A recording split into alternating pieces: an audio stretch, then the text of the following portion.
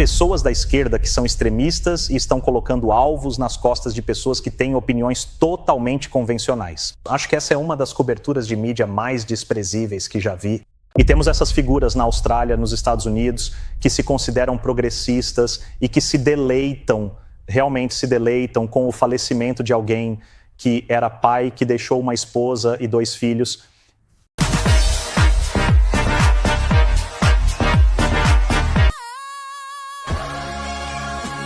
I'm not saying she deserved it, but I'm saying God's timing is always right.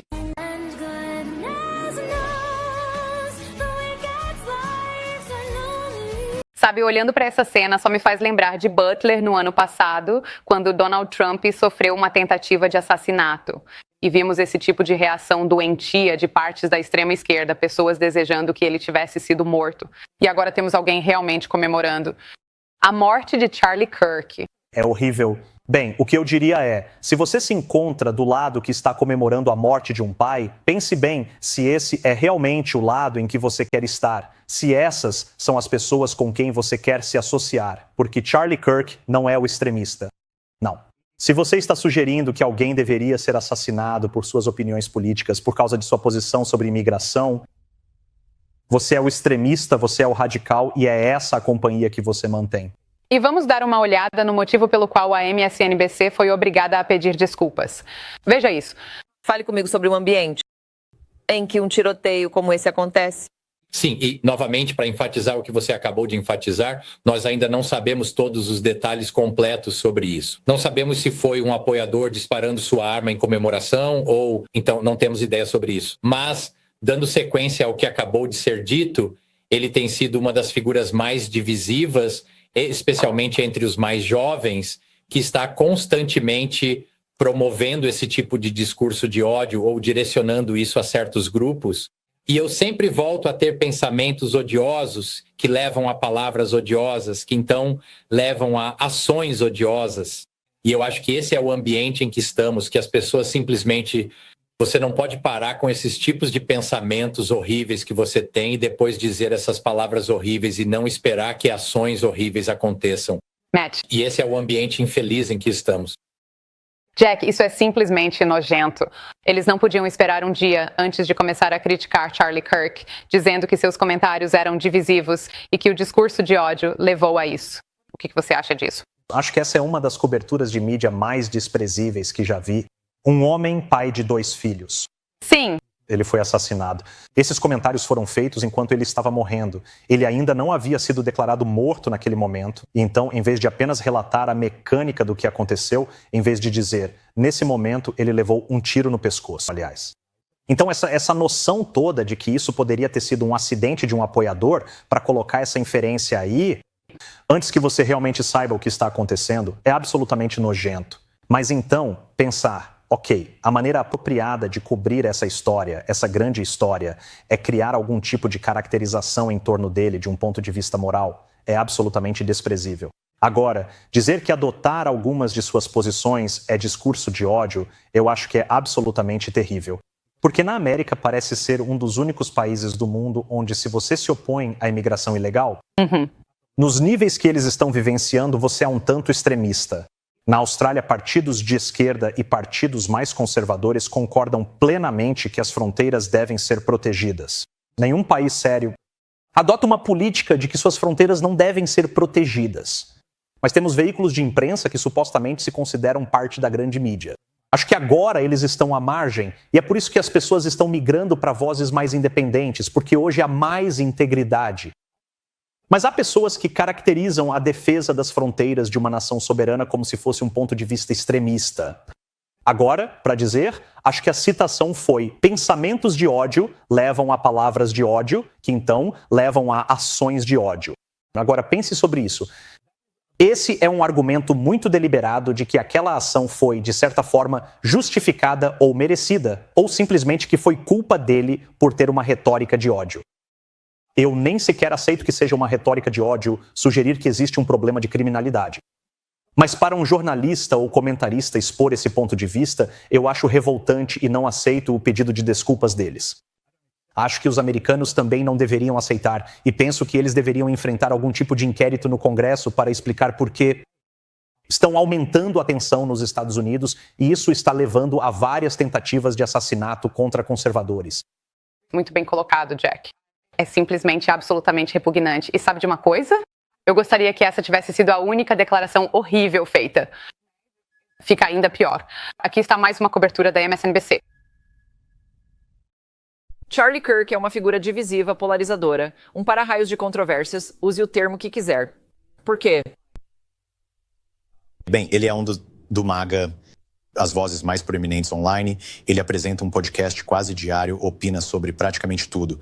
Ele tem estado muito alinhado com o presidente desde sua primeira candidatura em 2015, 2016. E seus laços com Trump realmente alavancaram sua própria marca. Ele era realmente muito jovem como ativista quando o presidente lançou sua campanha inicial e meio que acompanhou o movimento MAGA. Novamente, uma figura divisiva. Quero dizer, como isso pode ser aceitável quando alguém, como você disse, um marido, um pai, acabou de ser morto? E ele era amado por tantas pessoas e nós o vimos, é claro, perder a vida. Fazendo o que amava, lutando pela América e causando um impacto tão positivo em tantas pessoas. Ele alcançou pessoas ao redor do mundo inteiro. Estamos sentindo isso aqui na Austrália, mas esses comentários divisivos, se você for ver, quero dizer, ele era alguém que, claro, estava disposto a debater questões controversas. Ele não fugia disso. Mas eu simplesmente não aceito esse tipo de linguagem para descrever. Charlie Kirk, no dia em que ele morreu, você sabe, você mencionou como ele debatia com firmeza políticas de fronteiras rígidas, algo que temos aqui na Austrália. Não é algo que seja realmente tão controverso assim. Mas até mesmo há poucos dias, Charlie Kirk era uma das principais vozes sobre esse assunto, sobre o horrível assassinato de uma refugiada ucraniana, Irina Zerutska. E se não fosse por pessoas como Charlie Kirk, essa história teria sido praticamente ignorada. Pela grande mídia, mas ele realmente liderava o movimento para denunciar isso. É tudo muito perturbador e olha, só de conversar com você, percebi que você está chateado com isso. Você é uma jovem conservadora e não é fácil ser conservadora no mundo de hoje. Uhum. E eu acho que, eu sei que nós dois às vezes sentimos a pressão de fora para fazer argumentos muito ponderados e cuidadosos. Está sendo atingida por esse novo grau de hostilidade da esquerda e depois da corrente dominante e de pessoas que se recusam a denunciar isso. Agora, se eu quiser argumentar que deveria haver menos imigração no meu país, esse não é um ponto de vista extremista. É um jogo de números. Em primeiro lugar, não tem nada a ver com raça. Tem a ver com instalações, espaço, PIB, e é um argumento econômico mais do que qualquer outra coisa. Sim. E temos essas figuras na Austrália, nos Estados Unidos, que se consideram progressistas e que realmente se deleitam com o falecimento de alguém que era pai, que deixou uma esposa e 2 filhos. E eu acho que isso é perturbador para qualquer pessoa do lado conservador da política. E como ousa alguém da mídia tentar equiparar isso com esse discurso de ambos os lados? Bem, todos são responsáveis pela retórica. Não, isso não é verdade. Há pessoas da esquerda que são extremistas e estão colocando alvos nas costas de pessoas que têm opiniões totalmente convencionais. Sim. Opiniões que há alguns anos eram compartilhadas pela maioria e, obviamente, nos Estados Unidos.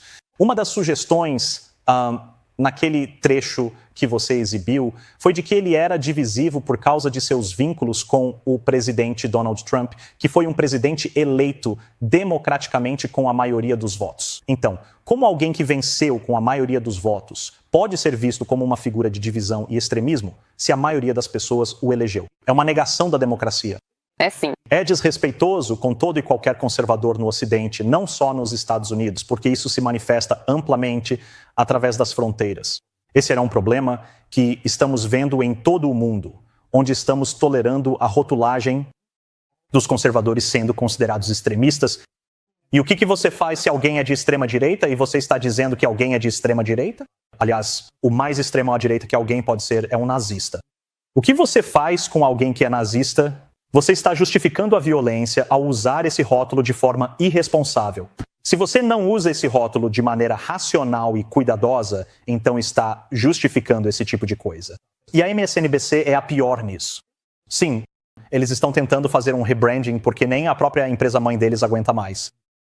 Algumas das coisas que eles dizem, eles estão tentando se distanciar disso. Mas os políticos, eu acho que nessa situação, precisam questionar o que esses jornalistas estão fazendo conscientemente com o clima. Isso não tem nada a ver com conservadores apresentando argumentos. Tem a ver com pessoas da esquerda tentando assassinar opiniões conservadoras tradicionais. Isso está absolutamente certo, Jack. E é simplesmente assustador ver esse aumento da violência extrema da extrema esquerda. Vimos isso com o Elon Musk, quando pessoas incentivaram outras a sair e incendiar Teslas porque Elon Musk era associado ao presidente Trump. Vimos Luigi Mangione, um acusado de assassinato, sendo considerado herói por partes da extrema esquerda. E então tivemos jornalistas como Taylor Lorenz indo ao local e tentando simpatizar com pessoas que queriam que Luigi Mangione cometesse esse suposto assassinato. É simplesmente horrível e é algo que me preocupa, que potencialmente esse tipo de ponto de vista extremo possa estar se tornando cada vez mais comum por causa de veículos que acabam promovendo e justificando isso. Concordo completamente.